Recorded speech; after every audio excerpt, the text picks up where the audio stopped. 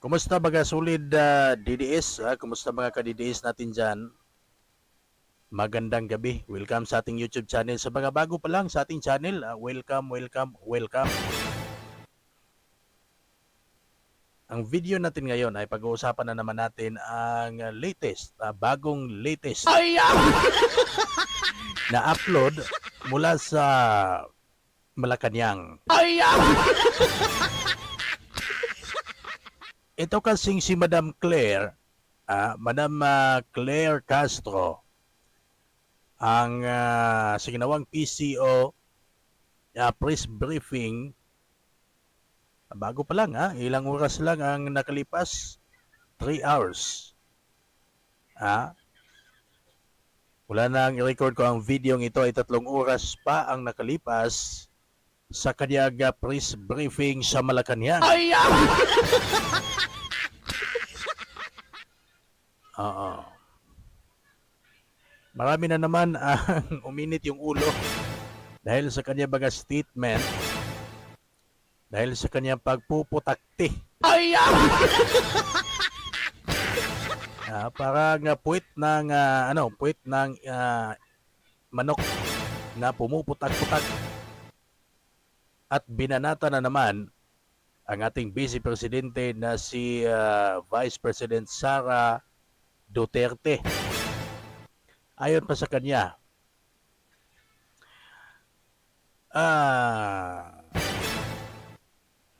nandito yun panoorin natin mamaya ng konti. Nakalimutan ko lang yung hinanda kong tinake note ko na speech ni Madam Claire Castro kaugnay sa pagbisita ni Vice President Sara Duterte sa The Hague, Netherlands para sa kanyang ama.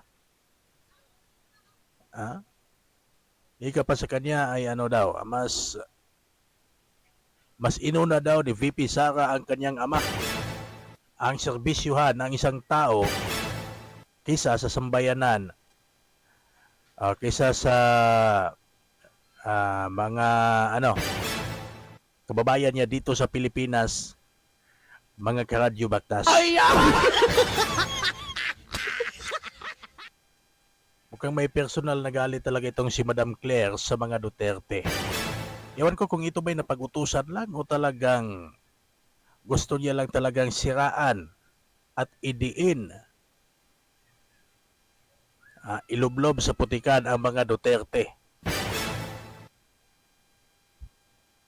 Sarili niya ba itong inisyatiba o hindi naman o hindi ba ay baka wag po, napag-utusan lang.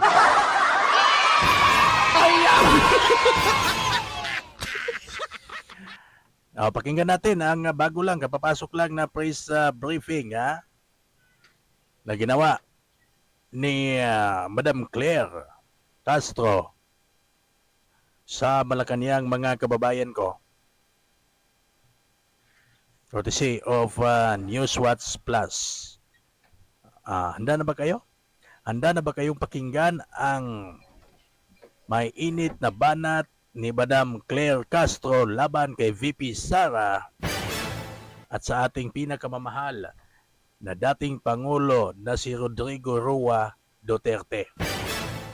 Pakinggan natin. Nawawala ang pag-asa ng mga Pilipino. Hindi ba siya yung nawawala sa Pilipinas ngayon? Well, anyway, siguro sinasabi niya yan na road to perdition na tayo. Bakit? Dahil hindi niya naman nakikita kung ano ang mga ginagawa, mga proyekto, programa na isagawa na at naitulong na ng pamahalaan sa taong bayan. Yeah. Dahil malamang ay hindi siya nanonood ng ating press briefing everyday. At hindi rin naman siguro siya nanonood ng mga programang ipinapalabas sa PTV4. Baka din naman, in fairness naman kay Madam Sara, Madam Inday, baka hindi nga siya nanonood ng programa. Baka hindi din siya nanonood sa PTV4. Ay kapan ni Madam Claire Castro. Kaya hindi niya alam ang programa ni President Bongbong Marcos.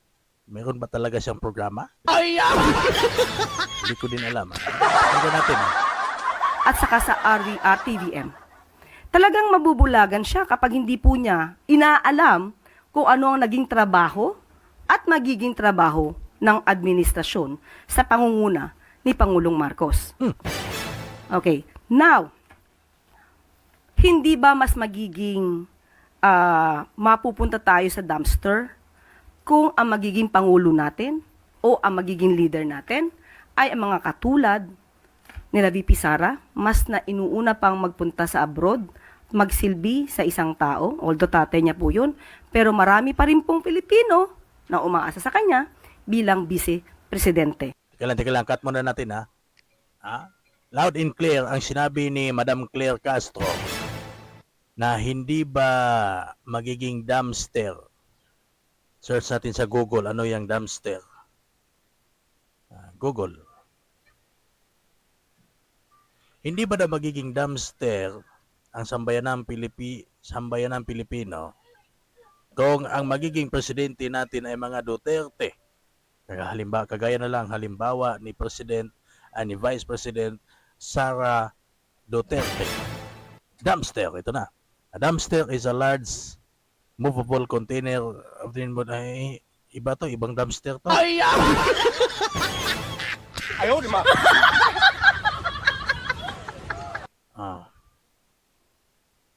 Basura. Parang ito si Madam Claire Castro, sama talaga ng ugali.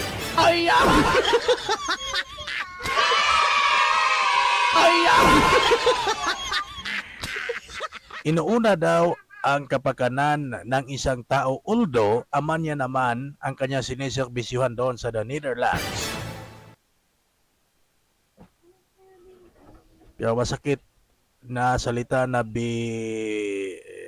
binigas ni Madam Claire Castro ay sabi pa niya na magiging basura. Basura base sa ating kanina ang ating bansang Pilipinas kung magiging presidente halimbawa si Vice President Sara Duterte. Na sa panahong ito ay inuuna ang binibigyan lang ng serbisyo daw sa panahong ito ay isang tao lang, yun ay ang kanyang ama. Ikaw, Karadyo Baktas, anong komento mo sa videong ito? Pakinggan pa natin. Mahirapan po tayo magkaroon ng Pangulo kung lagi po nasa abroad at hindi po ginagawa ang trabaho dito sa Pilipinas. Hoy! Mahihirapan daw. Ang sama talaga ng ugali ni Madam Claire, ha?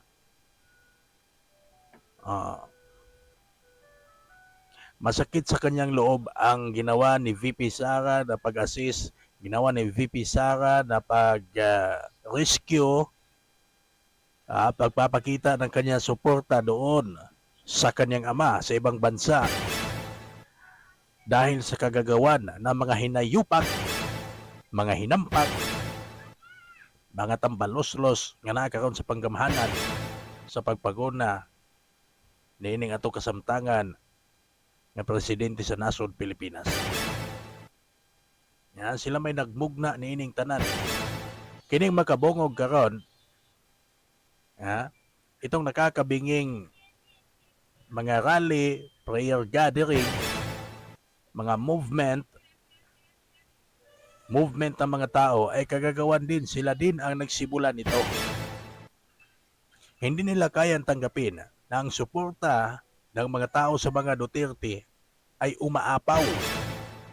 Hindi nila kayang tanggapin na sila ay talunan sa paparating na presidential election. Ito yung totoo. Umamin ka, Madam Claire Castro, napakasinungaling mo. Kayo dyan, mga Marcos supporters, mga Marcos vloggers. Kahit alam nyo na yung amo ninyo ay isang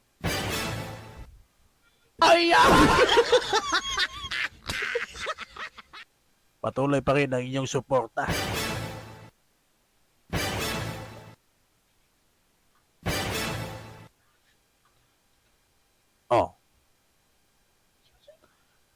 Kung bago ka pala sa ating channel, hilingin ko na mag-subscribe ka muna para updated ka sa mga bago nating video, update sa pangyayari update sa mga Duterte dahil tayo ay pure DDS. Davao City Duterte supporters. Ah. Yan lang muna ang ating video ngayon, mga Karadyo Baktas, ha. Maraming thank you sa inyong panonood. God bless and adjourn. See you again in the next video.